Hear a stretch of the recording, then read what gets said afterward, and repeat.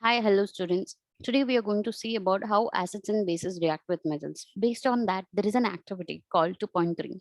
And let us see about this activity and what is about activity.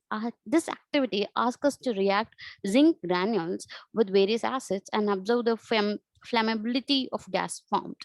Okay, flammability of gas formed. Let us see. Now, this activity need teacher's assistance. Set the apparatus as shown in the figure, and there is apparatus, so we'll just look into this apparatus. Okay, what happens here is take about 5 ml of dilute sulfuric acid. You're going to take a 5 ml of a dilute sulfuric acid. Okay, you're going to take a dilute 5 ml of a sulfuric acid. Where is the sulfuric acid? Isn't it? So this sulfuric acid, you're going to take it. So after that, what happens? Let's see it. Okay, the sulfuric acid is taken in a test tube and you have to add a few piece of zinc granules in it. And after adding the zinc granules, what happens? Let us see it. What do you observe on the surface of zinc granules?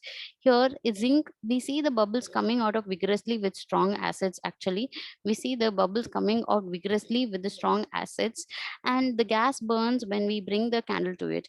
And let us see about how it is formed. Here zinc reacts with acid because sulfuric acid and a zinc, correct na, is zinc. Now zinc also react with weak acids like acetic acid, and but here the gas formation is low. But here zinc and sulfuric acid, okay, acid, sulfuric zinc and sulfuric acid is reacting. What happens? Let us see.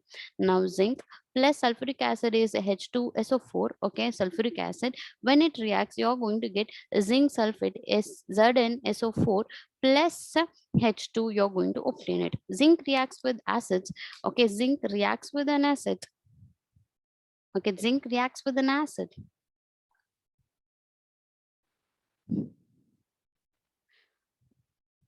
Here zinc reacts with acids and form its salt. Okay, and form its salt. Okay, form its salt and hydrogen gas. And hydrogen gas it is. Okay, hydrogen gas. Hydrogen gas liberates as the bubble. Here it will liberate. Okay, hydrogen gas liberate as bubble. Okay, hydrogen gas liberate as bubble. When we bring, okay, what happens is, what do you pass the gas, which is there is a pass the gas being evolved through the soap solution, and there is a soap solution over here. Okay, being evolved through the soap solution. You can see the soap solution over here, and this soap solution, you have to, whatever the gas is evolved, this gas has to be passed through this pipe through the soap solution. And what happens now? We are going to bring the candles. Okay, you're taking a burning candle near to the gas bubbles. What happens, and what do you observe? The bubbles, what happens when we bring the flame to this gas? When, okay, when we bring the flame to this gas, let us see. When we bring, okay, flame to this gas,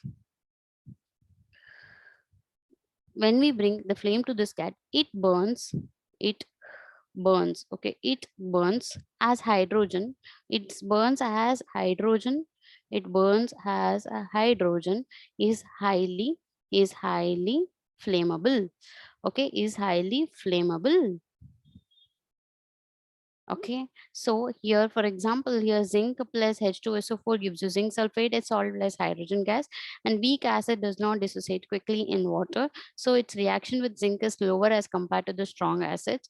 Okay, like hydrochloric acid, sulfuric acid, and your weak acid does not dissociate quickly in water. Weak acid does not dissociate quickly in water. So its reaction with the zinc is lower as compared to strong acids like a HCl and sulfuric acid. So this is what happens in this experiment.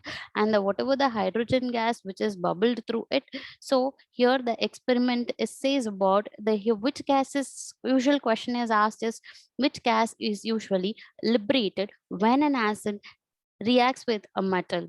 Illustrate with an example. How will you find, how will you test for the presence of this gas? So this experiment 2.3 is very important, and definitely the mostly the hydrogen gas is usually liberated. Mostly the hydrogen gas is usually liberated when an acid reacts with metal. When an acid reacts with the metal. Hope you all understood this, and thank you.